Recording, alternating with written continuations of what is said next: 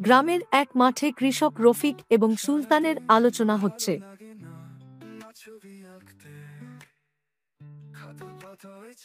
রফিক ভাই, তোমার ফসল তো পুরোপুরি নষ্ট হয়ে গেছে। কি করবে এখন? কি আর করব, বছর তো পুরোটা শেষ।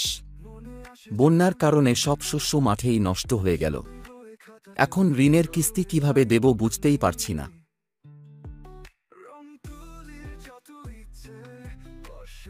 তুমি শোনোনি, সরকার এখন শস্য বীমা চালু করেছে। যারা বীমা করিয়েছে তাদের ক্ষতিপূরণ দেওয়া হবে। শস্য বীমা, এটা কিভাবে কাজ করে?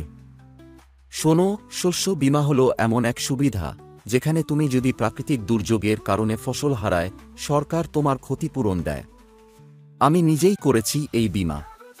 এবার বন্যায় আমারও কিছু ফসল নষ্ট হয়েছে, কিন্তু আমি চিন্তিত না, কারণ ক্ষতিপূরণ পাব। তাহলে আমিও করব এই বীমা, কিন্তু এটা কিভাবে করব? তখন স্থানীয় সরকারি অফিসে রফিক ও সুলতান মিজান সাহেবের সঙ্গে দেখা করতে আসে। রফিক ও সুলতান সরকারি অফিসে ঢুকে মিজান সাহেবের রুমে যায়।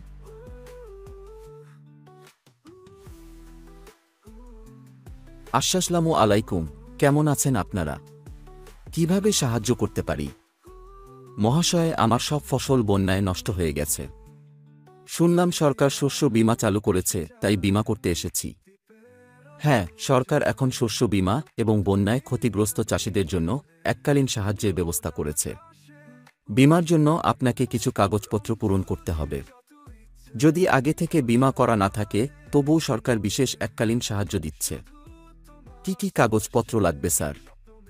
জমির দলিল বা পর্চা, জাতীয় পরিচয়পত্র আর ফসলের ক্ষতির প্রমাণপত্র। এসব থাকলেই হবে। আপনি যেভাবে ক্ষতিগ্রস্ত হয়েছেন তাতে এককালীন সাহায্য পাবেন।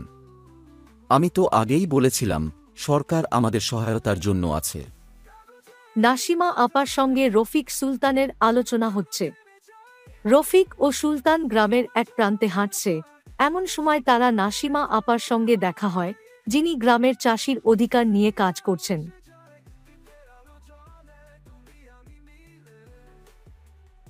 কি খবর রফিক? শুনেছি তোমার ফসল নষ্ট হয়ে গেছে। কি করছো এখন? হ্যাঁ আপা, সব শেষ।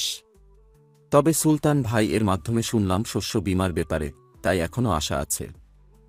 খুব ভালো খবর। আমি সবসময় বলি, চাষিদের নিজেদের অধিকার সম্পর্কে সচেতন হতে হবে। বীমা ক্রেতা একটা বড় পদক্ষেপ। আর যদি কখনো ক্ষতিগ্রস্ত হও, সরকারি সাহায্যের জন্য দরখাস্ত করতে হবে। নাসিমা আপা ঠিকই বলছেন।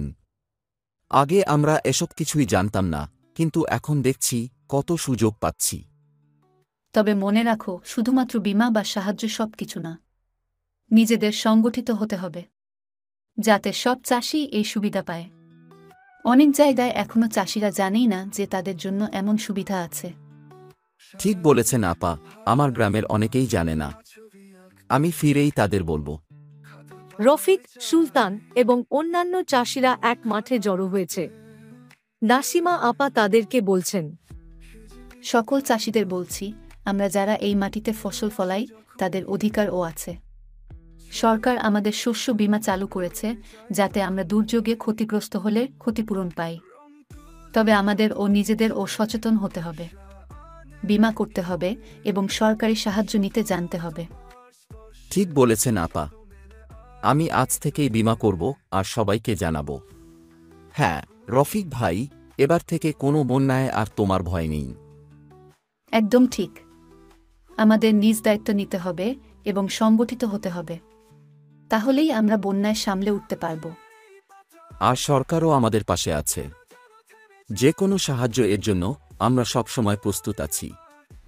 আজকের গল্পটি কেমন লাগলো তা কমেন্টে লিখে জানাবে।